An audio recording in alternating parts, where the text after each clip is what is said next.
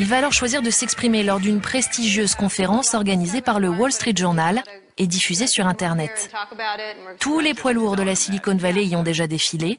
On y parle nouvelles technologies et c'est Kara Swisher qui mène l'interview, aux côtés d'un autre journaliste, Walt Mossberg. Et comme beaucoup avant lui, Mark va passer un sale quart d'heure. Voici Mark Zuckerberg. Il était très au courant des thèmes de l'interview, donc on était vraiment surpris de le voir si nerveux. Pourquoi faites-vous en sorte que je dois vérifier l'intégralité des infos qui me concernent? Je pense qu'il faut comprendre comment le système est conçu pour saisir son mode de fonctionnement. Je parlais avant de ce que font les utilisateurs sur le site. Ils partagent leurs informations avec leur entourage. Mark ne répond pas du tout à la question. Mais en face de lui, le journaliste insiste. Mais vous n'avez pas répondu à ma question. Vous semblez avoir décidé de rendre publiques mes informations personnelles sur Facebook. Vous l'avez fait tout seul, sans prévenir? Nous lui avons posé des questions l'un après l'autre et il a refusé de répondre.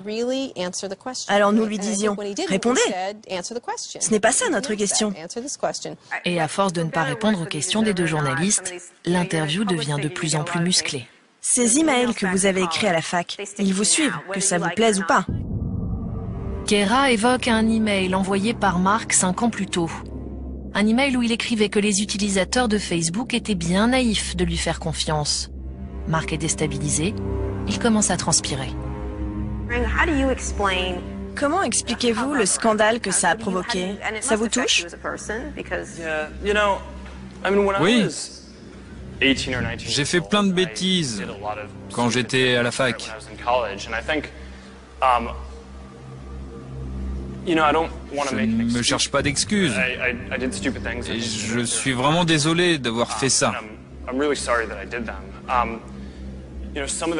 Certaines accusations sont vraies, d'autres non. Pouvez-vous nous dire quelles accusations sont vraies? Je ne sais pas trop, c'est loin. Mark perd tous ses moyens, il ne maîtrise plus ses réponses et transpire un peu plus.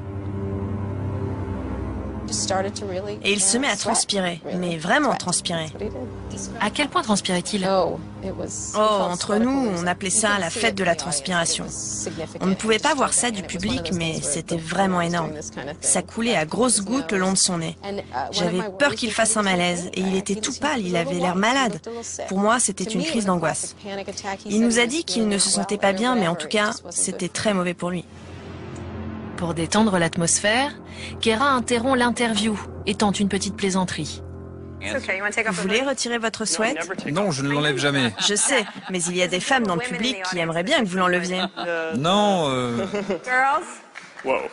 En s'épongeant le front, Mark prend conscience de la situation. Il cherche une issue, mais les questions repartent de plus belle. Pouvez-vous expliquer ce qu'est la personnalisation instantanée? Pourquoi vous l'avez fait et à quoi ça sert pour vos utilisateurs? peut-être que je dois l'enlever. Enlevez-le. Pour gagner du temps, Mark décide d'enlever son sweatshirt, mais il va comprendre qu'il n'aurait jamais dû. C'est un sweat officiel. On imprime notre mission à l'intérieur. Oh mon Dieu! L'intérieur du sweat. Mais qu'est-ce que c'est? Rendre le monde plus ouvert et connecté. Oh mon Dieu, c'est un culte secret. Regardez ça. Rendre le monde plus ouvert et connecté. Avec un symbole au milieu qui doit être réservé aux initiés, je pense.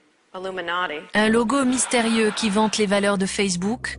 Kara gère la situation sur le ton de l'humour, mais cela ne suffit pas à détendre l'atmosphère. Mark Zuckerberg le sait, l'interview est une catastrophe, il ne pouvait rêver pire publicité.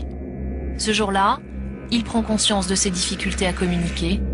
Il comprend aussi que pour assumer parfaitement son statut de PDG de Facebook, il doit vaincre son anxiété maladive. Mark découvre l'importance de l'image et son douloureux apprentissage ne fait que commencer.